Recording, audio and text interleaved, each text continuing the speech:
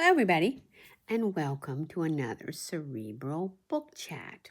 As you can see, I'm kind of decorating.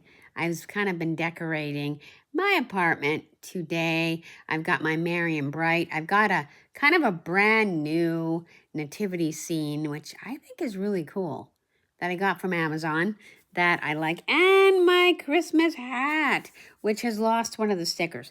This thing is like 10 years old, and I swear to God, I have bought these stickers at the dollar store, oh God, like 2014. And I had a whole bunch of them, and this is the last one left. And it's I just like my orange hat. It was a little too small. I think it was for a child or something, but it fits me. So I thought we would do our Christmas series maybe a little bit early. I'm hoping to do a Christmas series this year. Hopefully this year will be a better Christmas for us all and all of us. God bless us, everyone. And that's what I'm putting out there for myself. Anyway, but I happened across this extraordinary book. And I thought, gotta do it. Sunday night. Wasn't really planning on doing a video, but Amazon finally came tonight. Finally came. So I was waiting for it and fell in love with it. As you may or may not, I know I am such a fan of A Christmas Carol in so many ways. It's just such a beautiful, amazing rendition of a story. It's just, and if you know the story about Charles Dickens and things like that, it's kind of amazing. And I mean, again, it's not always absolutely accurate, that people do change, but it's lovely to think that they might, that, people could change and people could become better people. So, but the first edition is elusive because it's way back in Victorian England, right? They do have first editions, but they're hundreds of dollars at this point. But then I happened across a rendition that is a facsimile, that is a reproduction, but looks almost the same and actually is a little bit larger print for my eyes, which I could benefit from that now. So I wanted to share this with you.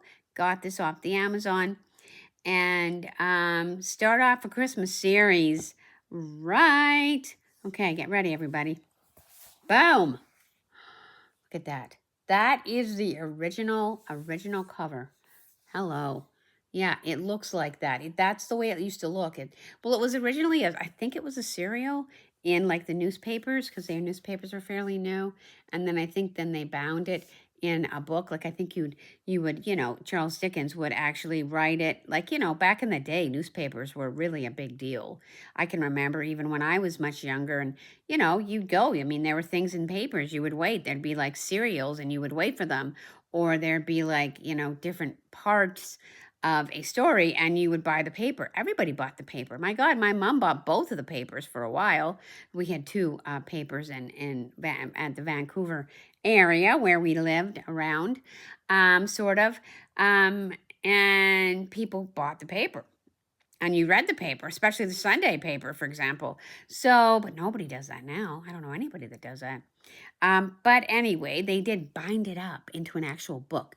Now, this is very cool. They did do a red cover, but I think this is the red cover that they did, even though it doesn't look red now. That's kind of the original Christmas Carol. Maybe, it was red and then it sort of changed, but it was very, very festive. And people bought them all. They bought them all.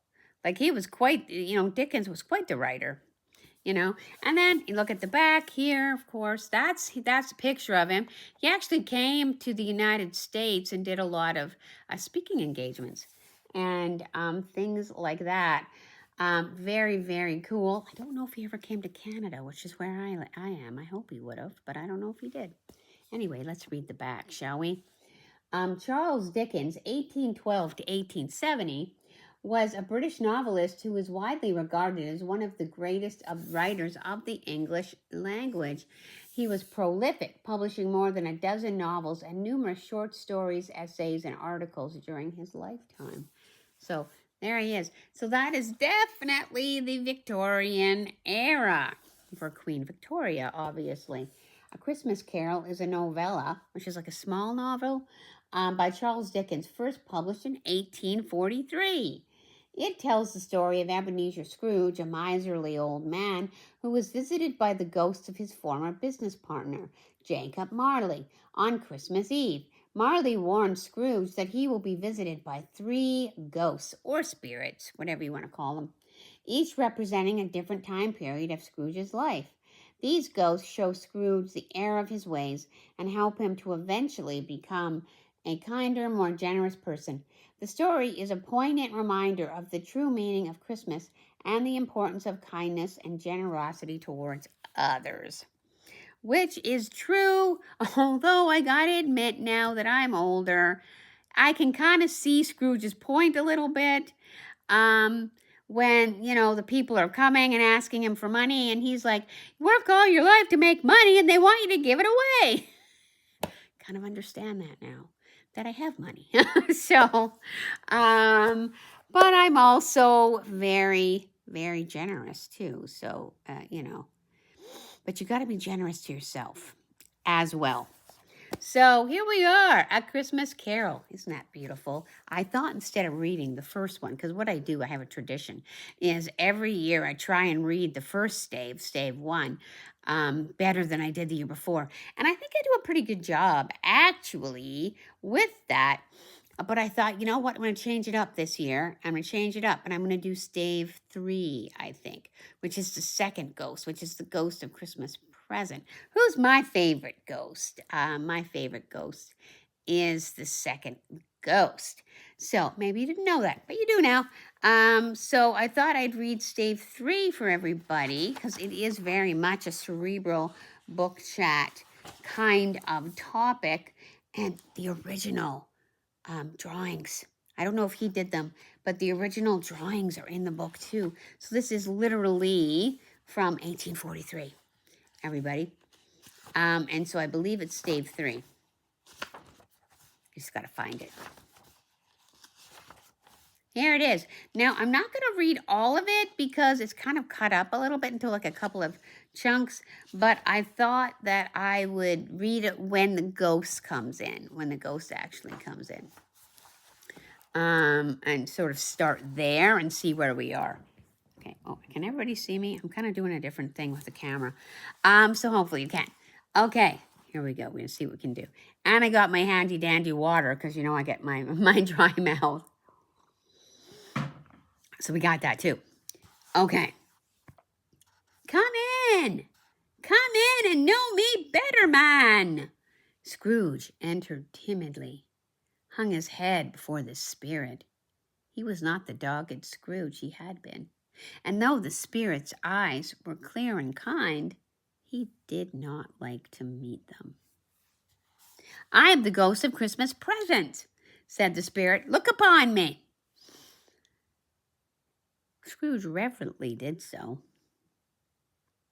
It was clothed, the spirit, in one simple green robe or mantle, bordered with white fur. This garment hung so loosely on the figure that the capacious meaning I think big or large or amount, was bare, so you could see his chest, as if disdaining to be warded or concealed by any artifice. Its feet, observable beneath the ample folds of the garment, were also bare, and on his head were no other covering than a holly wreath, set here and there with shining icicles. Its dark brown curls were long and free as his genial face, its sparkling eye, its open hand, its cheery voice, its unconstrained demeanor, and its joyful air girded around its middle, and there was an antique scabbard, but no sword was in it, and the ancient sheath was eaten up with rust, so he doesn't have a sword, interestingly enough. So there he is. Have a look at him. There he is. That is the Ghost of Christmas Present in the original 1843 drawing. Isn't that amazing? Okay, we're going to keep going. You've never seen the like of me before, exclaimed the spirit. There it is. Never. Scrooge made answer to it.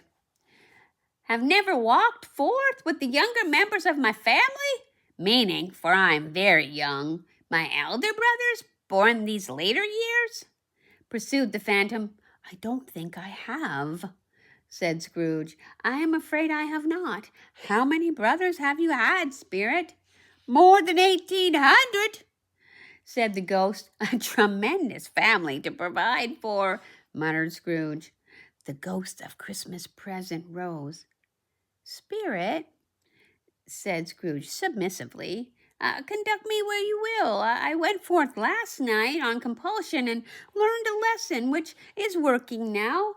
Tonight, if you have aught to teach me, let me profit by it. Touch my robe. Scrooge did as he was told and held it fast. Holly, mistletoe, red berries, ivy, turkey, geese, game, poultry, brawn, meat, pigs, sausages, oysters, pies, puddings, fruit, and punch all vanished instantly. Because you might remember there was like a horn of plenty when the Ghost of Christmas Present showed up. All this wonderful food, all this plenty, all this amazing abundance was there when Scrooge showed up and was like looking at the Christmas present ghost. So that's kind of amazing. That's what he's talking about. So did the room, and the fire, and the ruddy glow, the hour of night, and they stood in the city streets on Christmas morning, which, ought to be the most beautiful morning, right? Very, very good morning for sure. One of them anyway, a very good one. Where, for the weather was severe, the people made a rough but brisk, not unpleasant kind of music, and scraping the snow from the pavement in front of their dwellings and from the tops of their houses, whence it was a mad delight to the boys to see it come plumping down in the road below and splitting into artificial little snowstorms. The house fronts looked black enough, and the windows blacker, contrasting with the smooth white sheet of snow on the roofs, and with the dirtier snow upon the ground, which last deposit had been plowed up in deep furrows by the heavy wheels of carts and wagons, because they didn't have like cars yet, but they had horse and buggies. Furrows that crossed and recrossed each other hundreds of times where the great streets branched off, made of intricate channels hard to trace in the thick yellow mud and icy water. The sky was gloomy. The shortest streets were choked up with the dingy mist, half thawed, half frozen, whose heavier particles descended in a shower of sooty atoms, as if all the chimneys in Great Britain had by one consent caught fire, and were blazing away to their heart's content. There was nothing very cheerful in the climate of the town, and yet there was an air of cheerfulness abroad that clearest summer air and brightest summer sun might have endeavored to diffuse in vain. For the people who were shoveling away on the housetops were jovial and full of glee, calling out to one another from the parapets and now and then exchanging a facetious snowball, better-natured missile far than many a wordly jest, or wordy jest, depending on your meaning. Heartily laughing if it went right, and not less heartily if it went wrong. The poulterers' shops were still half open, and the fruiters were radiant in their glory. There were great round pot-bellied baskets of chestnuts, shaped like the waistcoats of jolly old gentlemen, lolling at the doors and tumbling out into the street in their apoplectic opulence. There were ruddy, brown-faced, broad-girthed Spanish onions, which is a good kind of onion, shining in the fatness of their growth like Spanish friars, and winking from their shelves in wanton slyness at the girls as they went by, and glanced demurely at the hung-up mistletoe. There were pears and apples clustered high in the blooming pyramids. There were bunches of grapes, made in the shopkeeper's benevolence to dangle from conspicuous hooks. There were people's mouths might water gratis as they passed. There were piles of filberts, mossy and brown, recalling in their fragrance ancient walks among the woods. Pleasant shufflings ankle deep through weathered leaves. Have you ever done that? I've actually done that. It's awesome. There were no fork biffins, squat and swarthy, setting off the yellow of the oranges and the lemons, and the great compactness of their juicy purposes. Persons urgently entreating and beseeching. I think that's like begging, actually. To be carried home in paper bags and eaten after dinner. So kind of like a supper and then kind of like a dessert. The very gold and silver fish set forth among these choice fruits in a bowl, although members of a dull and stagnant-blooded race, appeared to know that there was something going on, and to a fish went gasping around their little world in slow and passionless excitement. The grocers, nearly closed with perhaps 2 shutters down, or 1, but those gaps, such glimpses. It was not alone that the scales descending on the counter made a merry sound, or the twine and the roller parted company so briskly, or that the canisters were rattled up and down like juggling tricks, or that even the blended scents of tea and coffee were so grateful to the nose. Have you guys ever been in a tea shop? I really have, and so I know that smell and those series of smells. It's glorious. We have a wonderful tea shop in Canada called Murchie's. It's just so great. Everybody goes there, and they ship across the world too because they're famous. They're pretty famous, especially at Christmas. Let's see, where were we? Oh, yeah. Or even the raisins, so plentiful and rare, the almonds so extremely white, the sticks of cinnamon so long and straight, the other spices so delicious, the candied fruit so caked and spotted with molten sugar, as to make the coldest onlookers feel faint and subsequently bilious. Nor was it the figs were moist and pulpy, or that French plums blushed in modest tartness from their highly decorated boxes, or that everything was good to eat, and it's a Christmas dress, but the customers were all so hurried and so eager in the hopeful promise of the day that they tumbled against each other at the door, crashing their wicker baskets wildly, and left their purchases on the counter, and then came running back to fetch them, and committed hundreds of the like mistakes in the best humor possible. And while the grocers and his people were so frank and fresh in their polished hearts with which they fastened their aprons, behind might have been their own, worn outside for general inspection, and for Christmas dolls to peck at they choose. And so this is the amazing thing, right? Like, they didn't have all this food all the time. It was, the Victorian times, and so they didn't really have a lot of access, but they actually shipped things, being in Europe, and so they had access because, France wasn't that far, Spain wasn't that far, not like here, not like in Canada where there's like huge, enormous distances. Things were not really that far apart from each other, so they did have ships and, I think trains too, actually, didn't they? Probably. Maybe they had different kinds of transportation so they could get some food, especially at Christmas. I remember Canada when I was little. We would get amazing things that we didn't normally get.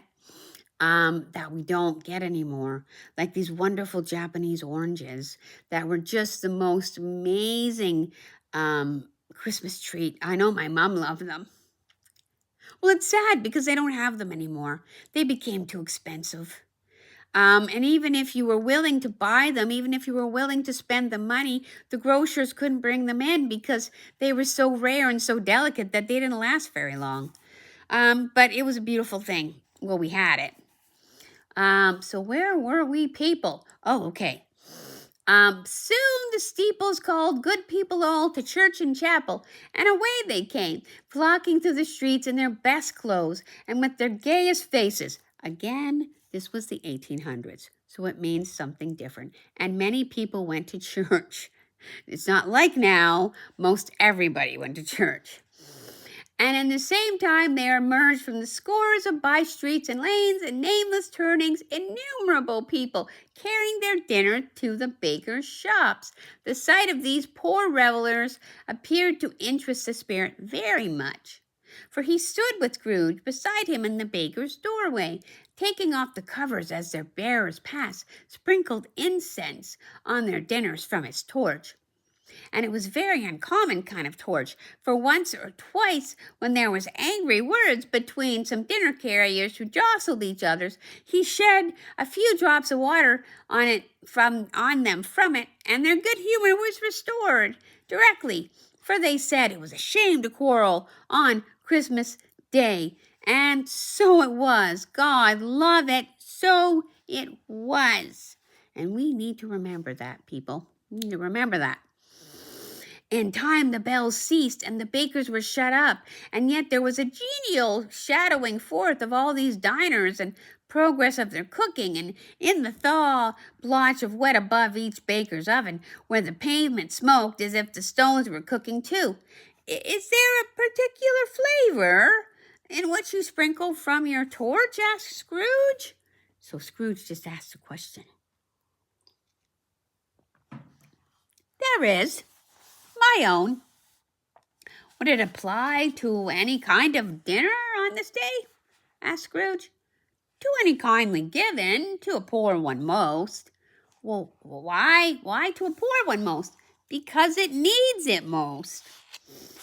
Spirit, said Scrooge after a moment's thought, I wonder of you of all beings in the many worlds about us should desire to cramp these people's opportunities of innocent enjoyment. I? Cried the spirit.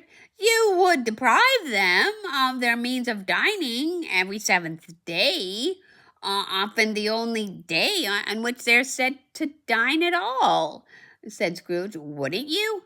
I? Cried the spirit. You seek to close these places on the seventh day, said Scrooge, and it comes to the same thing. I seek? Exclaimed the spirit. Well, forgive me if I am wrong, if it has been done in your name, at least that of your family, said Scrooge. There are some things upon this earth of yours, returned the spirit, who lay claim to know us, and who do their deeds of passion, pride, ill will, hatred, envy, bigotry, and selfishness in our name, who are strange to us and all of our kith and kin as if they had never lived. Remember that and charge their doings unto themselves, not us. Scrooge promised that he would, and they went on, invisible, as they had been before, into the suburbs of the town. It was a remarkable quality of the ghost, which Scrooge had observed at the baker's, that, notwithstanding his gigantic size, he could accommodate himself to any place with ease, and he stood beneath a low roof quite as gracefully and like a supernatural creature as if it was possible that he could have in a lofty hall. And it was perhaps the pleasure that the good spirit had in showing off this power of his, or else it was his own kind, generous, hearty nature, and his sympathy with all poor men, that led him straight to Scrooge's clerks. For there he went and took Scrooge with him, holding to his robe, and on the threshold of the door the spirit smiled, and stopped to bless Bob Cratchit's dwelling with the sprinkling of his torch. Think of that. Bob had but 15 bob a week.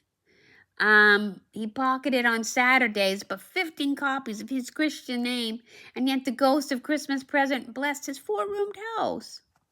Because, of course, Bob Cratchit worked for Scrooge, and Scrooge was a miser. He worked him very hard and did not pay him very much. But Cratchit had a big family, because back then people did, and he needed to feed them all. Right? He needed to do that. So everybody was trying to work. And then he did have a lame little boy, of course, Tiny Tim, who, might not live. So that's the situation back in Victorian times. Then up rose Mrs. Cratchit, Cratchit's wife, dressed out but poorly in a twice-turned gown, but brave in ribbons, which are cheap and make a goodly show for sixpence. And then she laid the cloth, assisted by Belinda Cratchit, the second of her daughters, also brave in ribbons, while Master Peter Cratchit plunged a fork into the saucepan of potatoes, getting the corners of his monstrous shirt collar, Bob's private property conferred upon his son and heir in honor of the day, into his mouth, rejoiced to find himself so gallantly attired, and yearned to show his linen in the fashionable parks. And now 2 smaller Cratchits, boy and girl, came tearing in, screaming that outside the baker's they had smelt the goose and known it for their own, baking in the luxurious thoughts of sage and onion. These young Cratchits danced around the table and about the table, exalted Master Peter Cratchit to the skies, while he, not proud, although his collars nearly choked him, blew the fire until the slow potatoes bubbled up, knocking loudly at the saucepan to be let out and peeled. "Whatever has gotten your precious father, then?" said Mrs. Cratchit. "And your brother, Tiny Tim, and Martha. She warn't as late last Christmas Day by half an hour." "Here's Martha, mother," said a girl, appearing as she spoke. "Here's Martha, mother," cried the 2 young Cratchits. "Hurrah! There's such a goose, Martha!" "Why, bless your heart alive, my dear, how late you are," said Mrs. Cratchit, kissing her a dozen times and taking off her shawl and bonnet for her officious seal. "Well, we had a good deal of work to clear up last night," and replied the girl, "and had to clear away this morning, mother." "Well, never you mind, so long as you come," said Mrs. Cratchit. "Oh, sit you down before the fire, my dear, and have a warm, Lord bless you." "No, there's father coming," cried the 2 young Cratchits, who were everywhere at once. "Hide, Martha, hide!"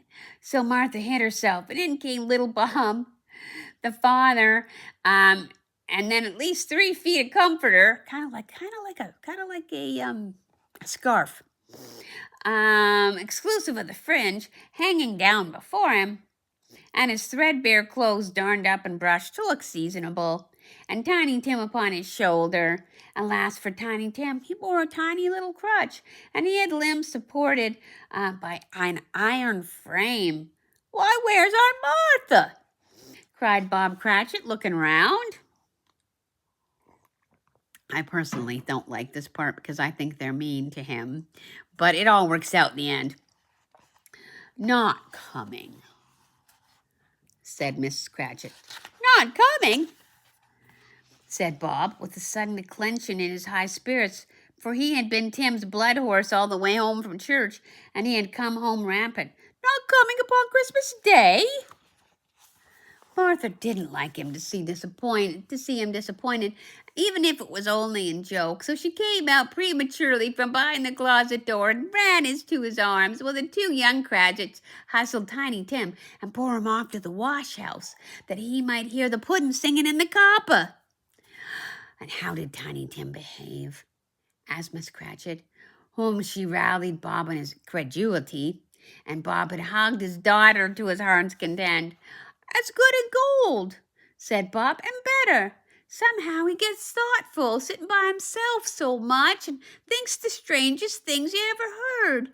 He told me, coming home, that he hoped the people saw him into church because he was a cripple, and it might be pleasant for them to remember upon Christmas Day, who made lame beggars walk and blind men see." Well, we know who that was, right? That's Jesus. We know. Bob's voice was tremulous when he told him this, and trembled more when he said Tiny Tim was growing strong and hearty. His active little crutch was heard upon the floor, and back came Tiny Tim before another word was spoken. Escorted by his brother and sister to his stools before the fire, while Bob, turning up his cuffs, as if, poor fellow, they were capable of being made more shabby, compounded some hot mixture in a jug with gin and lemons, stirred it round and round, and put it in a knob to simmer. Master Peter and the two ubiquitous young Cratchits, they went to fetch the goose, with which they soon returned in high procession. Such a bustle ensued that you might have thought the goose the rarest of all birds, a feathered phenomenon, to which a black swan, which they're very rare, was a matter of course. And in truth, there was something very like it in that house. Mrs. Cratchit made the gravy, ready beforehand in a little saucepan. Man, you need plenty of gravy. I'm one of those gravy people. Hissing hot. Master Peter mashed the potatoes with incredible vigor. Miss Belinda sweetened up the applesauce. Martha dusted the hot plates. Bob took Tiny Tim beside him in a tiny corner at the table. The two young Cratchits set chairs for everybody, not forgetting themselves, and mounting guards upon their post, crammed spoons in their mouth, lest they should shriek for goose before their turn came to be helped. At last the dishes were set on, and grace was said. It was succeeded by a breathless pause, as Mrs. Cratchit, slowly along the carving knife, prepared to plunge it in the breast. But when she did, and when the long-expected gush of stuffing issued forth, one murmur of delight around all the board, and even Tiny Tim, excited by the two young Cratchits, beat the table with his handle of his knife, and feebly cried, "Hurrah! Hurrah!" Never was there such a goose. Bob said he didn't believe that there was ever such a goose cooked. Its tenderness and flavor, size and cheapness were themes of universal admiration. Eked out by applesauce and mashed potatoes, it was a sufficient dinner for the whole family. Indeed, as Mrs. Cratchit said with great delight, surveying one small atom of bone on the dish, they hadn't ate it all at last. Yet everyone had had enough, and the youngest Cratchits in particularly were steeped in sage and onion to the eyebrows. But now, the place being changed by Miss Belinda, Mrs. Cratchit left the room alone, too nervous to bear witness. To take the pudding up and bring it in. Should it not be done enough? Suppose it should break in turning out? Suppose somebody should have gotten over the wall of the backyard and stolen it? Well, they were merry with the goose, a supposition at which the two young Cratchits were livid. All sorts of horrors were supposed. Hallo! A great deal of steam. The pudding was out of the copper. A smell like washing day. That was the cloth. A smell like an eating house and a pastry cook's next door to each other, and with the laundresses next door to that. There was the pudding. In a half a minute, Miss Cratchit entered, flushed but smiling proudly with the pudding. Like a speckled cannonball, so hard and firm, blazing in a quarter turn of ignited brandy, and bedight with Christmas holly stuck in the top. Oh, what a wonderful pudding, Bob Cratchit said, and calmly, too, that he regarded it as the greatest success achieved by Mrs. Cratchit since their marriage. Mrs. Cratchit said, now, the weight was off her mind. She would confess that she did have her doubts about the quantity of flour. Everybody had something to say about it. Nobody said or thought it was at all a small pudding for such a large family. It would have been flat heresy to do so. Any Cratchit would have blushed to hint at such a thing. At last, the dinner was all done. The cloth was cleared, the hearth swept, and the fire made up. The compound in the jug being tasted, considered perfect, apples and oranges were put upon the table, and a shovelful of chestnuts on the fire. Then all the Cratchit family drew round the hearth in what Bob Cratchit called a circle, meaning a half a one. And Bob Cratchit's elbow stood the family display of glass, 2 tumblers, and a custard cup without a handle. These held the hot stuff from the jug, however, as well as golden goblets would have done, and Bob served it out with beaming looks while the chestnuts on the fire sputtered and crackled noisily. Then Bob proposed. "A Merry Christmas to us all, my dears. God bless us." To which all the family re-echoed, "God bless us, every one." And so I'm going to stop there, but there's certainly more to read should you want to read it. I hope you have the wonderful Sunday night, and we'll see you again. Bye, everybody.